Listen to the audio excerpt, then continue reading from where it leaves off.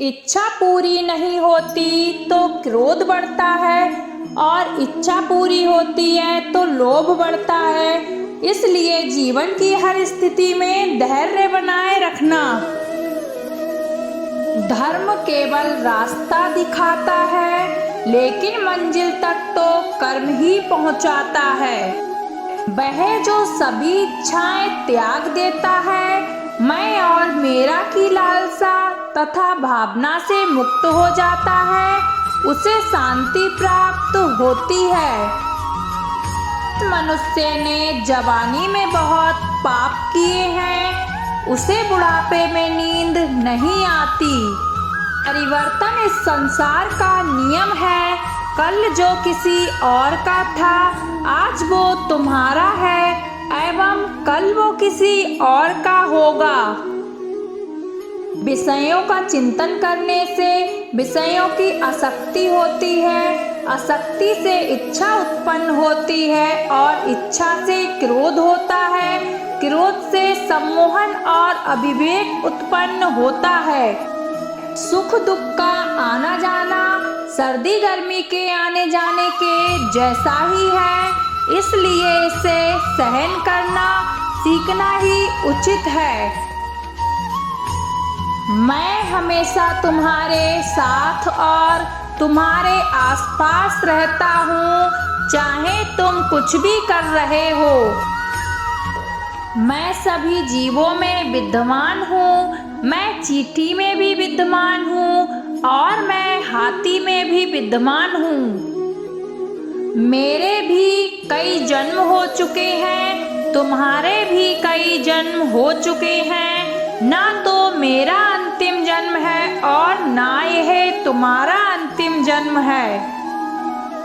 परिवर्तन ही संसार में स्थायी है, इसलिए परिवर्तन से भयभीत नहीं होना चाहिए। भगवान श्री कृष्ण ही इस सृष्टि के पालनहार हैं, वही इस संसार की शुरुआत थे, वही मध्य और वही अंत होंगे। मन शरीर का हिस्सा है, सुख दुख का एहसास करना आत्मा का नहीं शरीर का काम है। मान अपमान लाभ हानि गम और खुशी सब मन का खेल है। जब किसी कार्य करने में लालच होगा, बेईमानी होगी, जलन होगी, तो वो काम ना तो सही होगा और ना ही उसके परिणाम फलदायी होंगे। मनुष्य सब कुछ चाहता है, पर सब कुछ उसे नहीं मिल सकता। आपको जो नहीं मिला उसके लिए पछतावा मत करो, और जो आपसे खो गया, जो आपसे अलग हो गया, उसके लिए निराश भी मत हो। हर व्यक्ति श्री कृष्ण से जुड़ा है और श्री कृष्ण हर व्यक्ति से जुड़े हैं। वही हमारे आदि मध्य और अंत हैं। समय एक सा नहीं रहता, आज दुख है तो कल सुख भी आएंगे और सुख के बाद दुख भी आना स्वाभाविक है। आपको पूरे धैर्य और श्री कृष्ण पर विश्वास के साथ अपना जीवन निर्वाह करना चाहिए।